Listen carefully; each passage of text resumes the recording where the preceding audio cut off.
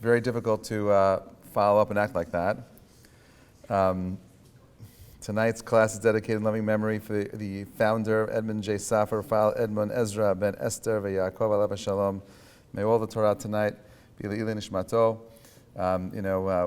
If you ever had a chance to go through the book that was released not too long ago about his life, you read about a person who dedicated every moment of his life thinking deeply about how he can give back to the world and make it a better, greater place. Although I'm confident that if he was here today and he saw what was going on in the world around us, he would be out there on the front lines doing everything he can in his power to ensure that our soldiers, our people, are given all that they need to be matzliach, to be successful in this difficult time that we're seeing ourselves in right now. The truth is that Chanukah is one of those holidays, for me, it was one of those few Jewish holidays that you loved, because my friends growing up some of them were not Jewish, and I was always very curious about their holiday, and this falls out at the same time I grew up in a family where in December we would every year we would go out the first Shabbat, Motzei Shabbat of when they put up the tree in Rockefeller Center. We'd go out there and we'd go look at it, and we'd walk through like a Broadway, and we'd see all the windows at Macy's, and like all the reindeer and the little Santas and so on and so forth. And the truth is, in many ways, my own Judaism was often very much a reflection of the Christian world that I grew up in. So my friends had Santa Claus, and I had the Rabbi, and I'd go to like 770, and I'd get $1, and that was his way of, that was my way of connecting to something spiritual. But Chanukah is way more than that, and certainly my ideas of what Chanukah is has evolved tremendously since then. We know that Alexander the Great changed the world. He had a philosophy called Hellenism, and he tried to Hellenize the world. And Hellenism as a philosophy is very simple. You take all cultures, they all have value, we share them together, but the goal is for you to melt and mix what you have. Don't accept any one truth, accept all truths. Okay, he was very much a pluralist. Pluralism was a very defining aspect of Hellenism. And the truth is, when he came to all the different cultures that he conquered, he taxed everybody for bringing this newfound philosophy to the world, except for the Jews. Not because we didn't want to pay the taxes. He felt that Jews were already acculturated, that they had a high level of education. They were intellectual equals to the Greeks and the philosophers. And therefore, he loved the Jews. He actually hired a team of Jews to come with him on his expeditions. There's a famous Gemara in Talmud about the 10 wise rabbis from the West that came with Alexander to help him conquer different parts of Asia. Now, he dies, okay, and then you have a new guy about 150 years later named Antiochus IV, and he takes over power, and he has a very different idea about Jews. And he realizes that in order for you to go ahead and defeat the Jews, it's not enough for them to go ahead and be your equals, because they're the ones that represent the greatest crisis to what the Greeks were trying to accomplish.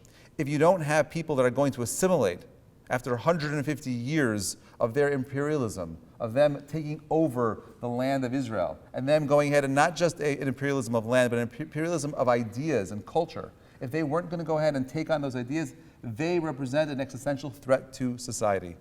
And as Jews, as obstinate as we are, right, we were not willing to go ahead and give into the ideas of the Greeks because we recognized they were bankrupt. And there are several different ideas that you see that is expressed by the Chachamim about what those things were exactly. How could anyone here today not see the value and the beauty of a Shabbat? Shabbat is awesome. I can't wait for Shabbat. Having 25 hours without my phone, without having to have any responsibility to hear anything that's happening in the world around me, a complete focus on my family, to be able to give to my children, to be able to read, share, have amazing food, not to worry about preparing the food, just throwing it in my warming drawer and having everything ready immediately, spending time in the Bet Knesset and singing with my friends and my family. That's amazing. And the Greeks wanted to give that. They tried banning, you're going to cancel Shabbat. You think that's going to win? That wasn't going to win. Right? Talk about Brit Milah and the idea of our covenant with God. They're trying to take that away from me. That's not going to work, right? We understand that as the famous story with Rabbi Akiva, where a Roman general came up to him and said, "Rabbi, I understand if you believe that man was created in God's image, how do you have the gall to go ahead and circumcise the body? If the body is a reflection of God and you believe God is perfect, how do you go ahead and touch the body? Why do you desecrate God's perfection? And he runs back into his house. Rabbi Akiva comes out with a cake and a stalk of wheat. He says, which one's greater, the stalk of wheat or the cake? He says, the cake. He says, the same is true with humanity. And this idea, I believe, is where Jews kind of broke away from their Greek and Roman counterparts, is that we recognize that the physical world itself, while it has an aspect, an element of godliness in it, it is for you and for me to get up and elevate it and take it to that next level, where the Greeks just saw a body, where they saw a building, right? We see a home, we see a soul, we see the inner aspect, the inner reality of this world. It's not just a world of materialism, it's a world of spirituality. And I don't think there's any other kind of miracle that could have happened that would fit so appropriately for the message of Chanukah itself. Chanukah is about the inner light. You know that the light for the menorah has to be shemen zayit zach, has to be pure olive oil. And the way you make that pure jar of olive oil is you take an olive, okay, you crush it, and the first drop of olive oil that comes out, that's the only thing you can use. That little drop. We know that olives were actually a very, very big part of Greek society. You have Greek olives, right? We know that. Very much part of the society. As a matter of fact, the Greeks worshipped on some level the olive. It was their superfood. The Caesar wore a crown, a wreath of olive. It was from an olive tree. They saw wisdom as expressing itself as from the olive itself, because the olive was perfection. Perfection that is symbolic of an chitzoni, an external perfection, right? Their idea of wisdom is something that you could touch and feel and see. It's external. A Jew understands that the real value of wisdom is taking the physical world around you, crushing it, re-envisioning it, squeezing the juice out of it, and taking that and elevating it and turning it into something more. That is what Chanukah is about. And I don't think there's, this time of the year, for me, Chanukah is going to be so different. Because it's not just about what happened 2,000 years ago in Israel. It's about what's happening today. I have the privilege of meeting with college students twice a week. You know, and today they're like, Rabbi, can you just tell us what happened yesterday in those hearings? Like, can you explain to me what the presidents of these big Ivy League schools were saying? Like, how does that make any sense to you? And I told them it makes no sense to me. But it's clear to me that if they were alive 2,000 years ago, they'd for sure be working for the Greeks. They for sure have a job in the Greek academia, no question about it. They'd side with the philosophers. But to be a Jew ultimately means something that we may have lost along the way. It means that we have to have intellectual integrity. It means we have to have emunah. It means that we have to know what we're fighting for. What are our core beliefs? We're not going to be the ones that are going out there and committing atrocities. We're not the barbarians. That's not who we are. We were never that. With all with all the hate that the world has, there's 147 condemnations that the UN has given to the state of Israel since 2015. Right? And there are other countries like Russia and China that got like 3 or 4. Makes no sense. Makes no sense that you could hear intelligent people from high-level education schools saying things like, yeah, you know, anti-Semitism is not so bad. It's as long as they actually act on genocide, that's when it becomes a problem. But just screaming, you know, things like that, you know, kill the Jew, gas the Jew, that's okay. We're okay with that in our campus. It doesn't fit my personal narrative. It doesn't fit within the guidelines of our school board, and therefore, you know, we'll worry about it later. This is not moral thinking. This is a lack of intellectual integrity. Right? When you have people that tear down signs on the streets, we have people that go ahead and scream things like from the river to the sea. These are not just stam people that are going out there. We're watching a bankrupt society. And in the same way that that Matisyahu and the Maccabees 2,000 years ago recognized that this is something we got to fight for. This is something we have to stand up for. They were watching the end of their civilizations around them. They were watching the end of a world in the ancient world. They saw the Greeks and their philosophy leading to a dead end. And they weren't wrong, by the way. You know how I know they weren't wrong? Because you and I are telling the story now. There are no Greeks today. There's no one worshiping Zeus. There's no philosophy of that ancient world. It's gone, it's dead, it's over. They were defeated. The Romans who inherited that idea, those ideas, they're gone as well. And we know that Hamas, part of their plan was to go ahead and create a reality where they would put fear in every single Jew. Doubt their existence, doubt whether or not, maybe our response is disproportionate. Maybe we're not being fair to the Palestinians. Maybe there's some kind of moral equivalency between us and them. It's nonsense.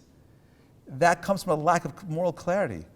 You need light in your life. Chanukah is a story about light overcoming the darkness. We know that the mitzvah is to take a light every single night. You add one candle, and you keep adding one candle, 2 candles, 3 candles. You keep going. We don't start with 8 and light 8 candles every single day. There's an ascension that happens.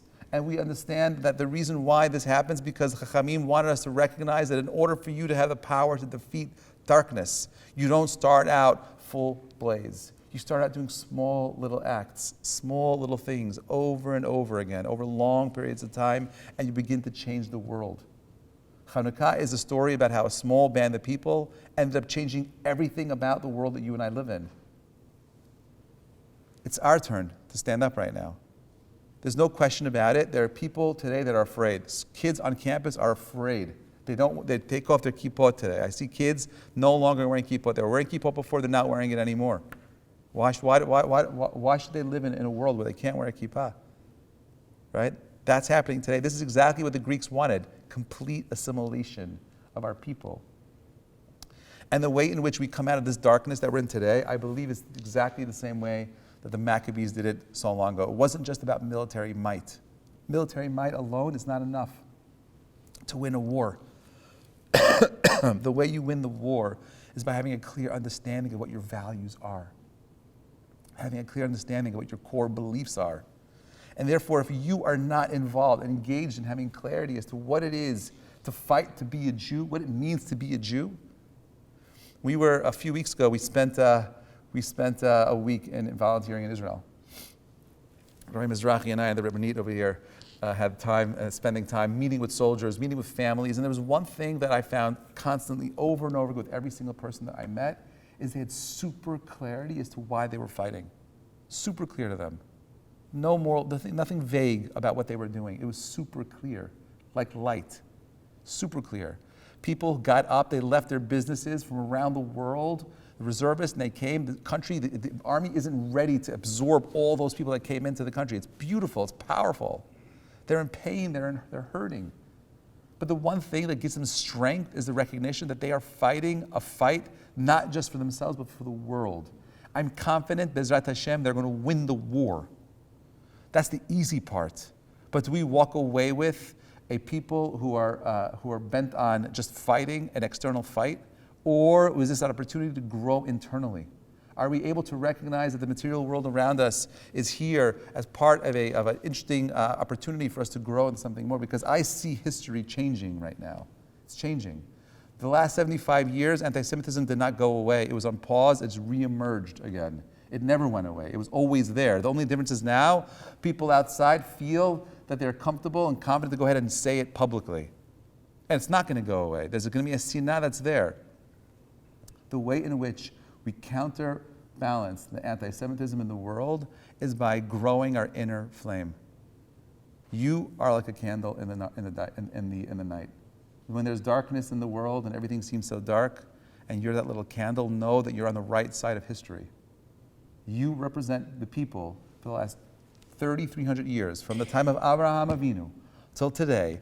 Your ancestors have been the people that have been fighting for all the rights for humanity. The things that you value the most today, they're an expression of things that our ancestors thousands of years ago believed in.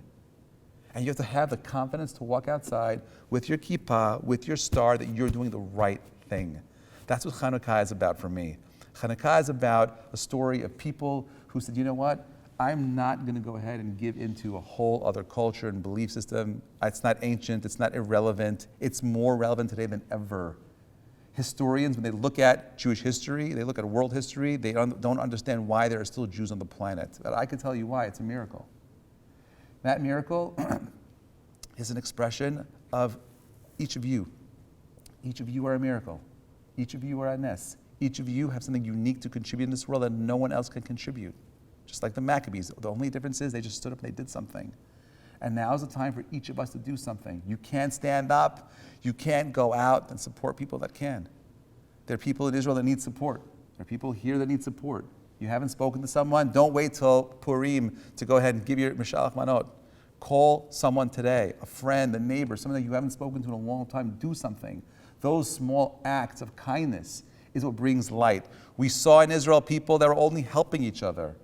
And when we went and we met with the locals over there and they found out that we were from New York, from the Safra synagogue, and we came to visit them, they started crying with tears. They were just touched by the idea that there are people that would take this time to spend money to fly across the planet and spend a little bit of time with them to give to them. It was so meaningful and moving to them. It reinforced that their vision was super clear, super clear. This Chanukah is going to be a different Chanukah for us. I just feel it. It's something powerful is going to happen. We're going to see something amazing that's going to happen over Chanukah. We're going to have amazing news. Bezrat Hashem, all of our hostages will be returned. Bezrat Hashem, we will see this war come to an end. We're going to have another miracle this Chanukah where we could see a world of darkness being vanquished, but most importantly, this Chanukah becomes a Chanukah where we have the clarity of moral integrity, of understanding that what we do as Jews is true, it matters. The small things that we do brings tremendous amount of light into this world of darkness. Don't give up. If you're here, remember that your parents and your grandparents and every single Jew before you did not give up. You're here, you're a miracle of those people that survived. Keep fighting the fight. Chanukah Sameach, everybody.